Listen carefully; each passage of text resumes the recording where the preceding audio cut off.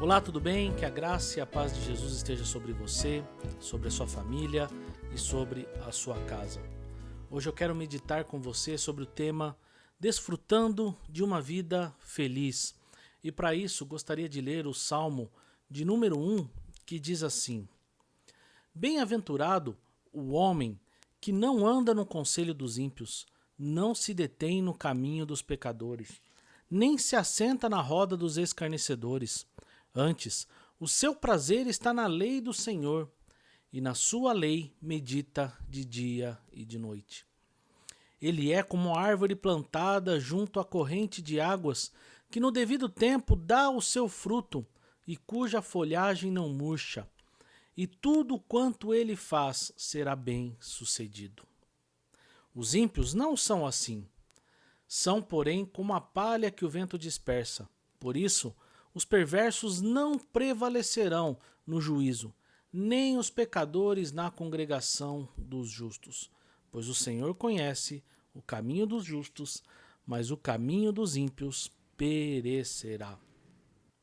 Sigmund Freud, psicanalista, em seu artigo Mal-Estar na Civilização, afirma que o homem anseia pela felicidade e que esta advém da satisfação de prazeres. Essas buscas pelas coisas que nos fazem bem provêm da satisfação, de preferência repentina, da necessidade represadas em alto grau. Ora, ganhar na Mega Sena vai ser diferente para alguém que está endividado e para alguém que é milionário. Da mesma forma, o enfermo anseia por algo que uma pessoa saudável nem pensa.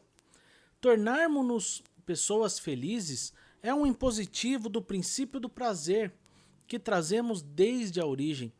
Para o pai da psicanálise, isso não pode ser plenamente realizado. Para você ter uma ideia, um artigo da Super Interessante, publicado lá em 2005, diz que a busca da felicidade é o combustível que move a humanidade. É ela que nos força a estudar, trabalhar, ter fé, construir casas, realizar coisas, juntar dinheiro, gastar dinheiro, fazer amigos, brigar, casar, separar, ter filhos e depois protegê-los. Ela nos convence de que cada uma dessas conquistas é a coisa mais importante do mundo e nos dá disposição para lutar por elas. Mas tudo isso é ilusão. A cada vitória surge uma nova necessidade. A felicidade é uma cenoura pendurada numa vara de pescar, amarrada no nosso corpo. Às vezes, com muito esforço, conseguimos dar uma mordidinha, mas a cenoura continua lá adiante, apetitosa, nos empurrando para frente. Felicidade é um truque. Também em uma entrevista ao filósofo Luiz Felipe Pondé, ele diz que se você olhar para a história da filosofia, tem épocas em que se acha que não realizar muitos desejos é felicidade. Manter o desejo longe deixa você mais feliz. Hoje, a gente acha que ser feliz é realizar o desejo. Eu acho que a busca da felicidade é uma das grandes causas de infelicidade do mundo contemporâneo. A obsessão pela felicidade e a obsessão pelo sucesso, pela prosperidade, causa muito mais ansiedade e depressão. Mas isso não vai melhorar. Vai continuar assim, porque o sistema produz competição, superação o tempo inteiro. Bem, felicidade é uma das grandes pautas da humanidade, é um dos grandes temas discutidos ao longo da história da humanidade. Ninguém quer ser infeliz. Todos buscam uma vida próspera e repleta de felicidade. Esta é uma pauta de milênios. Muitos filósofos escreveram e dissertaram a respeito deste tema. O filósofo iluminista Immanuel Kant, ele na obra Crítica da Razão Prática, definiu felicidade como a condição do ser racional do mundo, para quem, ao longo da vida, tudo acontece de acordo com o seu desejo e vontade. Todos os dias, quando ligamos a televisão ou nos conectamos com as mídias sociais, a pauta da felicidade está lá. mesmo que não escrita com todas as letras. Mas todos, consciente ou inconscientemente, querem te vender uma vida feliz. Diariamente, somos bombardeados por propagandas e propostas que querem nos dizer como ser feliz. Pessoas se apresentam como detentores do caminho da felicidade. Vivemos a era dos coaches. Quem nunca ouviu aquelas pessoas que dizem ter os 10 passos para a felicidade? Políticos surgem e procuram nos persuadir, dizendo que farão da nossa pátria um lugar mais feliz para que você seja feliz. A realidade é que vivemos uma época em que a busca da felicidade tem causado ansiedade e depressão em todos. Basta um momento de instabilidade que a felicidade desmorona junto com ela. Diante de tantas vozes, como podemos ser felizes em meio à instabilidade que nos ronda diariamente?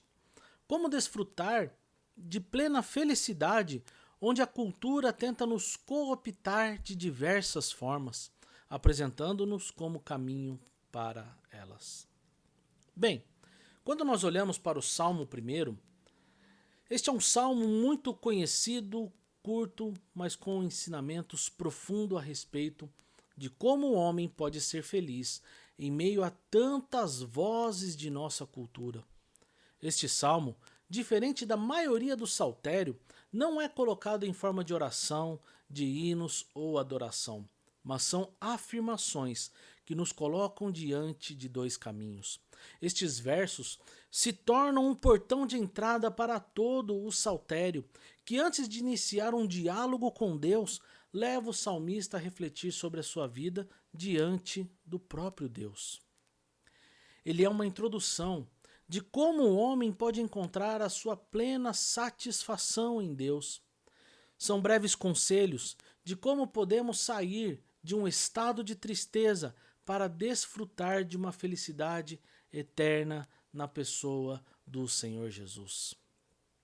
Este salmo apresenta uma felicidade na perspectiva daquilo que não é transitório, que começa agora, mas não tem fim. Este salmo inicia com bem-aventurado o homem, ou feliz é o homem. Bem-aventurado é uma felicidade plena, completa, que desfruta o bem-estar em cada área da vida. A expressão bem-aventurado, para você ter uma ideia, tanto no singular como no plural, aparecem cerca de 82 vezes na Bíblia. Isso significa que nós temos na Escritura a chave para encontrarmos a verdadeira felicidade e a satisfação em Deus. O mundo tenta nos apresentar diversos caminhos para encontrar a felicidade. Mas quando olhamos para as Escrituras Sagradas, principalmente para o verso 1 deste salmo, temos aqui a apresentação de dois caminhos: o caminho dos justos e o caminho dos injustos. A vida cristã só é plenamente compreendida por essas duas possibilidades. Não há uma outra possibilidade. Não existe uma terceira via. Existem apenas dois caminhos: o caminho dos justos e o caminho dos injustos. Todo o salmo falará sobre estes dois caminhos. Quando olhamos para o verso 1, vemos um paralelo destes dois caminhos. Ele começa dizendo: como é feliz o homem que não faz este caminho, ou como é feliz aquele que não percorre este trajeto. O que o salmista quer dizer é que a felicidade também está em entrar, ou melhor, em não entrar por certos caminhos que tendem a ser prazerosos, mas que no final são ladrões da felicidade, são como palha que o vento leva, deixando apenas o vazio da alma, pois elas não nos satisfazem por completo. A felicidade, na perspectiva bíblica, é um estado de espírito, é ser feliz apesar das circunstâncias. O salmista diz que é possível viver em um estado de felicidade o tempo todo. Provavelmente você deve conhecer alguém que o mundo pode estar desabando, mas essa pessoa vive um estado de felicidade com um sorriso no rosto, mesmo quando todas as circunstâncias dizem ao contrário. É olhar para o caos à nossa volta e, mesmo assim, viver em paz consigo, com o próximo e, principalmente, com Deus. O apóstolo Paulo aprendeu isso. Em sua carta aos Filipenses, ele escreve lá no capítulo 4, no verso 11, dizendo: aprendi a viver contente em toda e qualquer situação. O salmista começa no verso 1, nos dando 3 conselhos para encontrarmos a nossa felicidade completa e satisfação em Deus. O verso 1 começa: bem-aventurado o homem que não anda no conselho dos ímpios, não se detém no caminho dos pecadores, nem se assenta na roda dos escarnecedores. O primeiro conselho é: cuidado com aqueles que não conhecem a Deus. O verso 1 começa: bem-aventurado o homem que não anda no conselho dos ímpios.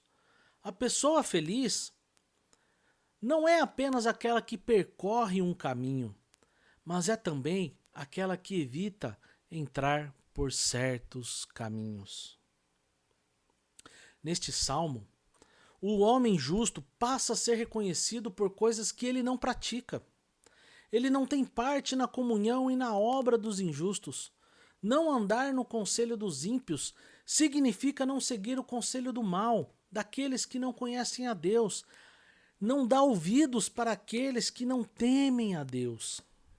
Os ímpios são aqueles que não seguem a Deus, rejeitam os seus ensinamentos, que andam segundo os padrões de nossa cultura, que trilham o caminho conforme este mundo os apresenta.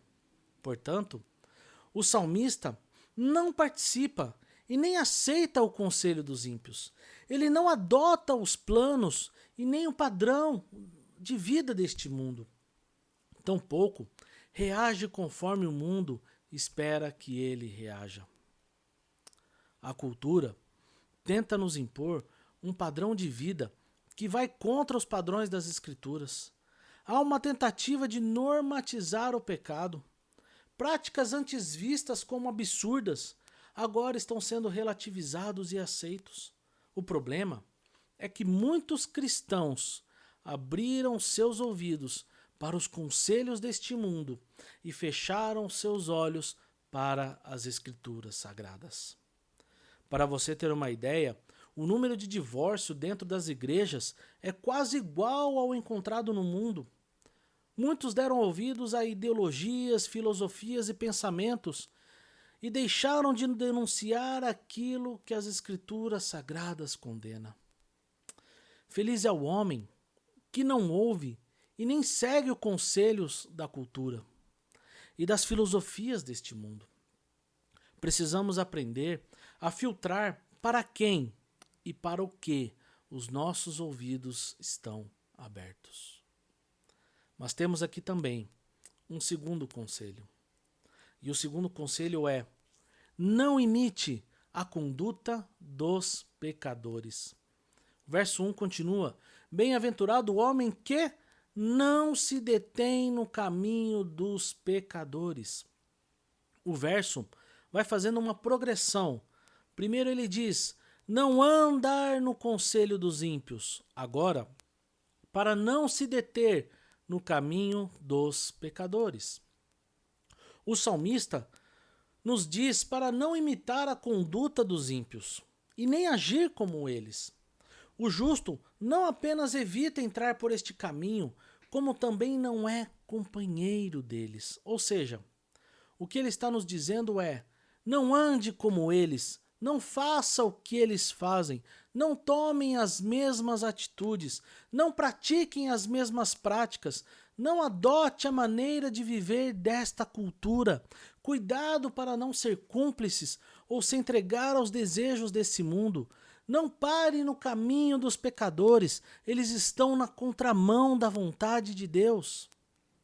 O problema de darmos ouvido e seguirmos o conselho daqueles que não conhecem a Deus é que esses conselhos vão pouco a pouco entrando em nosso coração e chega a um ponto que passamos não mais a enxergar o pecado que está por trás destes conselhos. A consequência, adotamos valores e princípios que contradizem as Escrituras. Passamos a viver como a cultura deste mundo, seguindo pouco a pouco as suas práticas, valores e princípios. Começamos a não ver o mal naquilo que é mal diante dos olhos de Deus. Mas temos no verso 1 também um terceiro conselho.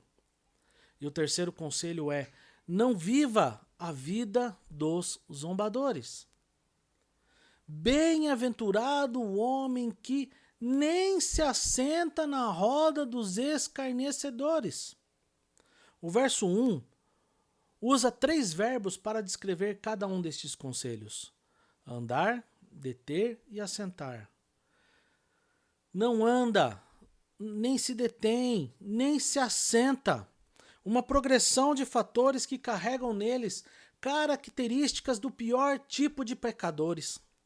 Da mesma forma, o verso faz uma progressão dos adjetivos ímpios, pecadores e escarnecedores. Ora, os ímpios são aqueles que não conhecem a Deus. Os pecadores são todos aqueles que transgridem os mandamentos de Deus. Os escarnecedores são aqueles que zombam e blasfemam contra Deus. Isso significa que, à medida que você ouve o conselho daqueles que não conhecem a Deus, pratica as mesmas práticas, transgride os mandamentos de Deus e se assenta no meio de zombadores, então você já está confortavelmente vivendo nesta mesma situação. Há uma conformidade moral. Assentar-se com escarnecedores significa uma vida obstinada pelo hábito de uma vida pecaminosa. Os justos, como aconselha o salmista, não toma assento com zombadores. Não acompanha em lugares onde eles se reúnem para planejar, promover e praticar atos pecaminosos e rebeldes. Ninguém encontra um homem justo no meio de tais indivíduos. O Salmo 26, versos 4 e 5 diz: não me tenho assentado com homens falsos e com os dissimuladores não me associo. Aborreço a súcia de malfeitores e com os ímpios não me assento. O homem que se assenta, ou melhor, o homem que se entrega aos desejos do seu coração, que se coloca em uma conformidade moral com a cultura deste mundo, seguindo e praticando tais obras, cai no caminho da perversidade, esquecendo-se de si e de quem ele é em Deus. E ao esquecer-se de quem ele é, entrega-se aos prazeres deste mundo, tomando assento em meio aos zombadores. É por isso que precisamos lutar contra o nosso coração maligno, nosso pecado e contra a nossa cultura corrompida que nos ronda constantemente. É por isso que o salmista 119 nos aconselha dizendo: guardo no coração as tuas palavras para não pecar contra ti. Escarnecedores são pessoas que zombam e ridicularizam os mandamentos do Senhor. Esta progressão que vemos neste verso diz a respeito de pessoas que ingenuamente começam a imitar aqueles que desprezam a lei de Deus e a substituem pelos seus próprios caprichos. Aqueles que se recusam a trilhar este caminho evitam que o mal caia sobre si. Esses são verdadeiramente felizes. O apóstolo Paulo escreve em Romanos 12, no verso 2, diz: e não vos conformeis com este século, mas transformai-vos pela renovação da vossa mente, para que experimenteis qual seja a boa, agradável e perfeita vontade de Deus. Você quer ser feliz? Não pare no caminho dos pecadores. Eles estão na contramão de Deus. Não se assente na roda dos escarnecedores. Eles blasfemam contra Deus. Se você viver de acordo com o padrão que essas pessoas querem que você viva, você pode até ter momentos felizes. Você pode, por momentos, viver uma expressão de felicidade, mas você não será plenamente feliz. Não há felicidade no pecado. Não há deleite verdadeiro onde você se rende às paixões da carne. Você pode até ter momentos de grande euforia e felicidade, mas quando você colocar a sua cabeça no travesseiro, a dor, a culpa, a vergonha, a frustração, a angústia vai tomar conta da sua vida. É por isso que o salmista descreve o caráter daqueles que colocam a sua confiança máxima no Senhor. Eles não olham para os ímpios como fonte de sabedoria. Seu caminho percorrido não é a estrada dos pecadores.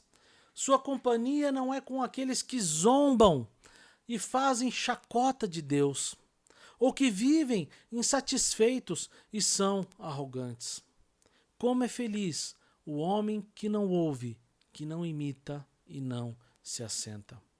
O apóstolo João, em sua terceira carta, no capítulo 1, verso 11, ele diz: Amado, não imite o que é mal, e sim o que é bom. Quem pratica o bem procede de Deus.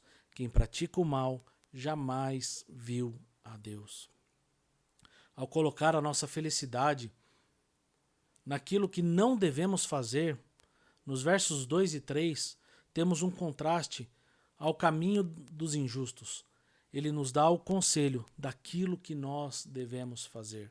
Então eu quero trazer para você um quarto conselho, que é: busque uma vida de devoção. Veja o verso 2.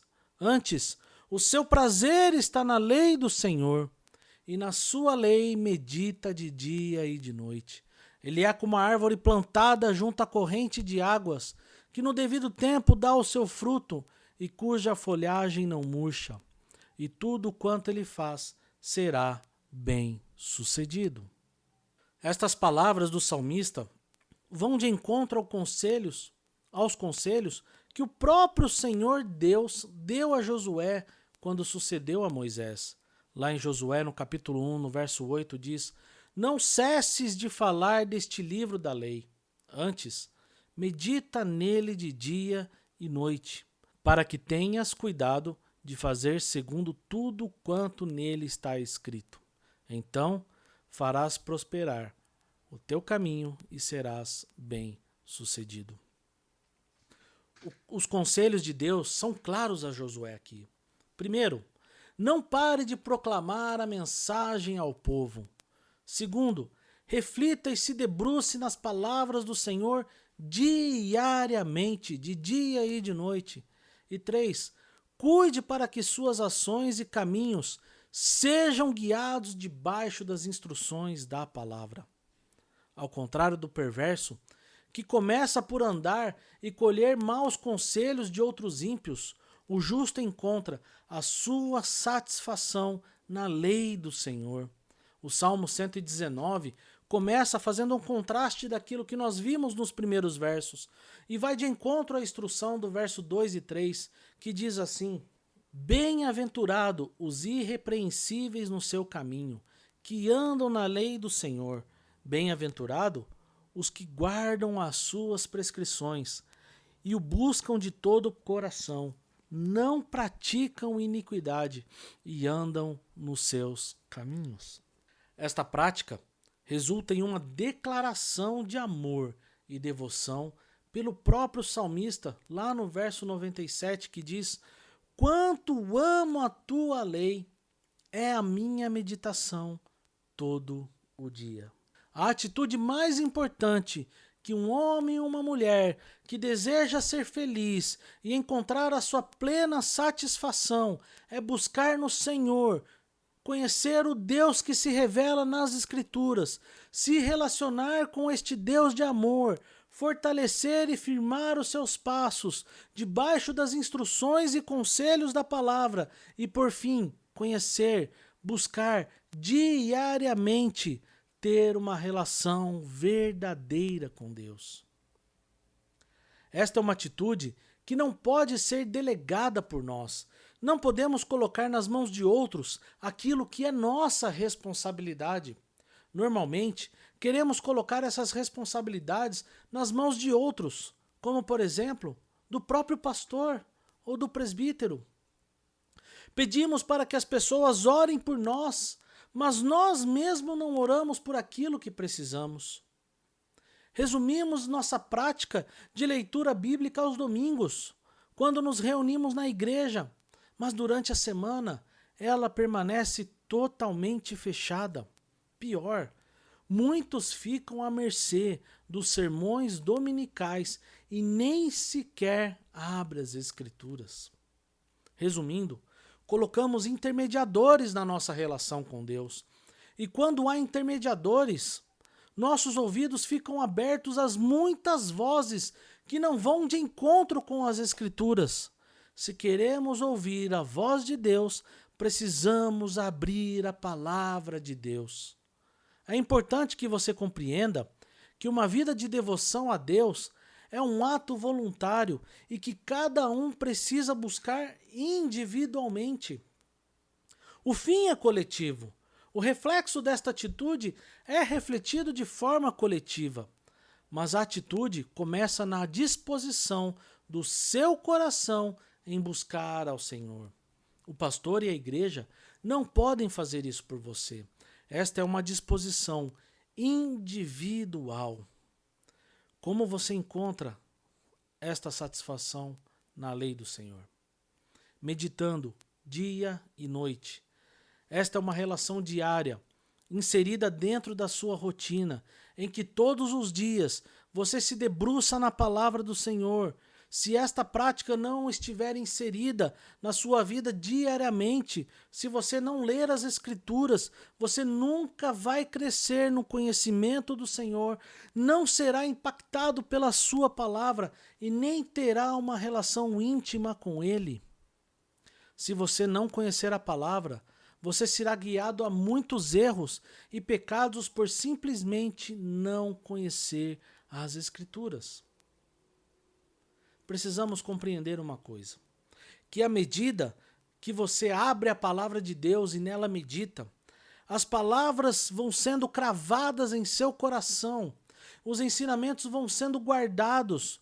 Você não vai apenas conhecer, mas vai ser transformado. Então tudo começa a fazer sentido, um propósito, e à medida que você vai lendo, Deus vai se revelando a você quem Ele é, quem você é e também o que Ele fez por você.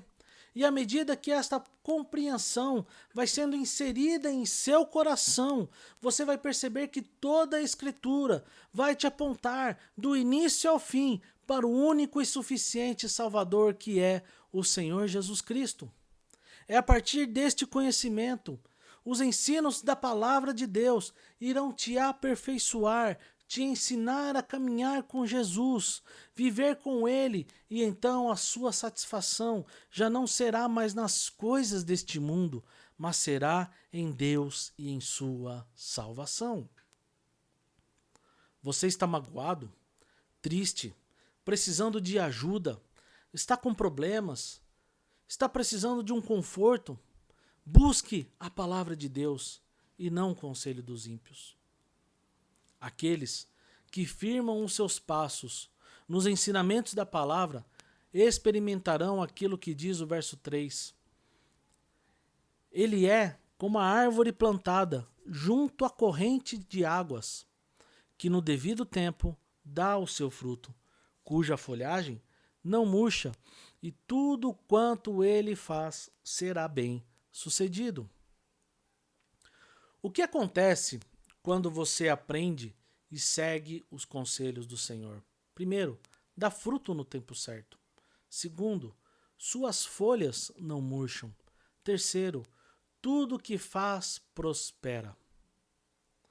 Não dá para experimentarmos dos benefícios de Deus se não passarmos por estes primeiros versos, o 1 e o 2.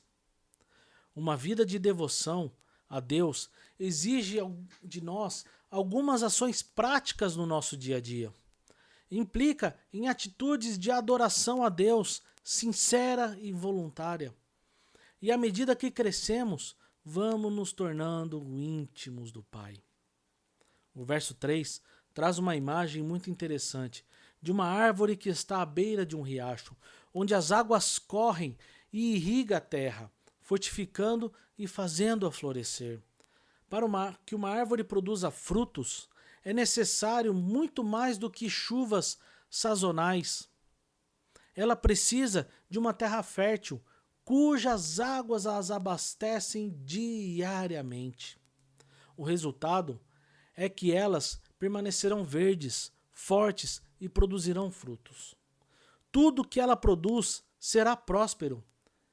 Prosperidade descrita aqui pelo salmista não é relacionado à prosperidade financeira referente à teologia da prosperidade, mas é sobre a retidão do seu coração, de uma vida que reflete o caráter de Cristo, de alguém transformado pelo Espírito Santo e que vive as realidades do reino de Deus em todos os seus caminhos. Uma árvore plantada junto à ribeira de água, uma árvore perto de um rio, está sempre sendo alimentada. Ela tem vida, ela é feliz, ela dá fruto, fruto do amor, da alegria, da paz, da bondade, da benignidade, da felicidade, da mansidão, do domínio próprio. Esta árvore, mesmo nos períodos de seca severa, mantém a sua beleza, sua folha não murcha, porque ela está plantada junto às correntes de água, e estas correntes de água falam do próprio Deus, e assim o texto diz que tudo quanto se faz será bem sucedido, terá êxito, vitória, terá bem-aventurança, paz, alegria, harmonia na alma, sossego na mente e descanso no coração. Essas águas são o próprio Deus abastecendo e irrigando a nossa vida. Por isso, devemos lançar mão das coisas do mundo e nos lançar nas mãos do Senhor. Porque se você não abre mão das coisas do mundo, o salmista novamente alerta. E veja o conselho que ele dá no verso 4. Temos o quinto conselho. Cuidado com o caminho dos perversos. Verso 4 diz: os ímpios não são assim, são, porém, como a palha que o vento dispersa. Por isso, os perversos não prevalecerão no juízo, nem os pecadores na congregação dos justos. Os ímpios são como folhas secas, plantas mortas e apodrecidas, que quando o vento bate, leva embora. A palha é mais leve que o fruto e a semente, que quando lançadas, ao bater da brisa, o vento leva embora. A palha é o retrato do fim de uma vida separada de Deus. O caminho dos perversos é uma vida longe de Deus, que não se satisfaz, não encontra descanso, não há contentamento. Por isso, seus valores e princípios são movidos pelo seu coração, pela cultura deste mundo, que o carregam para os caminhos tortuosos. Aqui temos uma clara diferença dos caminhos traçados entre os filhos de Deus e os filhos do mundo. Em vez de ser como uma árvore viva, os ímpios são tão instáveis quanto a palha. São sem raiz e sem fruto. Tais pessoas, no dia do juízo, serão condenadas e excluídas da presença de Deus na eternidade. Não basta termos apenas um conjunto de ordenanças que devemos seguir. Deus deseja que nós nos entreguemos a Ele verdadeiramente. Viver o querer dele implica em nos afastarmos da conduta e evitarmos entrar no caminho da perversidade. Este é um problema daqueles que se recusam a andar na presença do Senhor. Eles não encontram a felicidade verdadeira e permanente. Eles não são como uma árvore que dão frutos. São como palha, que à medida que o primeiro vento vem, leva tudo, pois não tem raízes, não estão firmadas em Deus.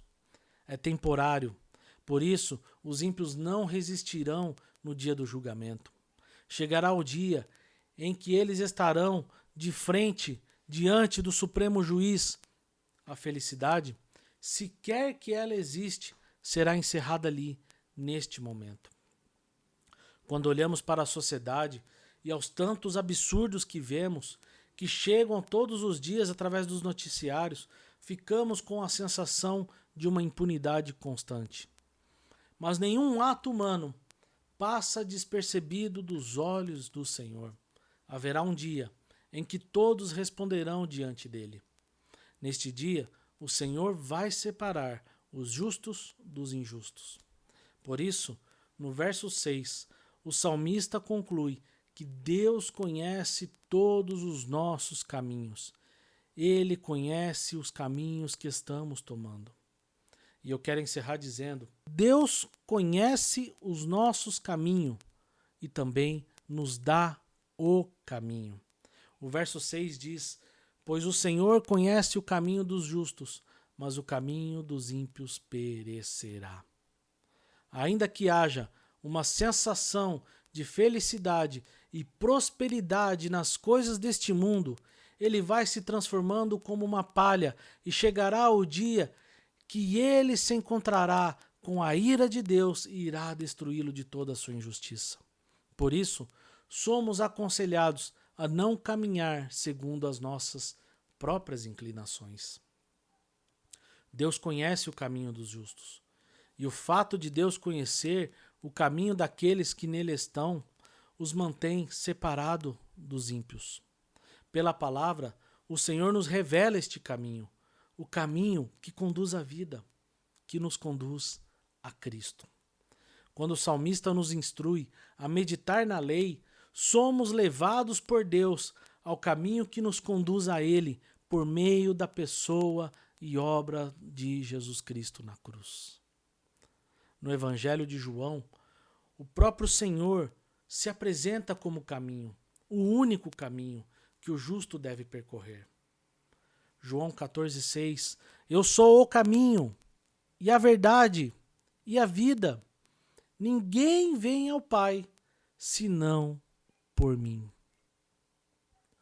Hoje você pode conhecer esta verdadeira felicidade, afastando-se dos caminhos errados, tortuosos, sombrios e tenebrosos, meditando na palavra de Deus e frutificando a sua vida para a glória de Deus, para que Ele seja exaltado, glorificado e conhecido através de sua vida. Como podemos conhecer este caminho? Entregando nossa vida nas mãos daquele que se entregou por nós, Jesus Cristo. Só Ele pode nos dar alegria plena, satisfação constante. Não existe felicidade verdadeira longe do Senhor, pois longe do Senhor, esta felicidade é no máximo temporária. Não devemos seguir, imitar e nos assentar com os ímpios. Na lei do Senhor, temos a plena satisfação, pois ela nos instrui em tudo. Quem não tem o Senhor se desespera com tudo, se desestabiliza fácil. Toda alegria vinda do pecado é temporária, será punida e vai acabar. Mas em Cristo somos eternamente felizes. E para encerrar, como podemos evidenciar de forma prática uma vida guiada no caminho dos justos? Primeiro, orar e ler a Bíblia para conhecer mais do Senhor e da vontade dele. Obedecer os mandamentos e ensinamentos que ele nos deixou na sua palavra. Dar o valor aos momentos de comunhão que nós temos como igreja. Estar em contato com Deus mesmo em uma rotina corrida, frenética. Procurar fazer tudo para que Deus seja glorificado. Demonstrar sua fé, mesmo em momentos difíceis de grandes lutas. servir uns aos outros com amor e compartilhar com outras pessoas a sua fé, o seu louvor a Deus e principalmente o que Ele fez com você quando se entregou na cruz por cada um de nós. Vamos orar? Pai, obrigado pela sua palavra. Obrigado porque o Senhor nos dá o caminho da felicidade. O Senhor nos diz, através da sua palavra, que é possível viver um caminho feliz. Ajuda-nos, ó Pai, a não trilhar o caminho daqueles que não te conhecem, daqueles que vivem longe dos padrões estabelecidos por Deus na sua palavra, daqueles que zombam dos teus ensinamentos. Ajuda-nos, ó Pai, a firmar os nossos passos debaixo das tuas instruções, que o Senhor mesmo deixou para nós nas Escrituras Sagradas. Firma-nos, Senhor, debaixo do teu amor, da tua graça e da tua misericórdia, e que todos os dias nós possamos ser aperfeiçoados no Senhor, para que Cristo seja refletido em nós, para que pessoas possam ver em nós uma felicidade plena, completa, abundante, transbordante, de tal ponto que essas pessoas sejam impactadas por aquilo que o Senhor fez por cada um de nós. Eu te louvo e te agradeço no nome santo de Jesus. Amém.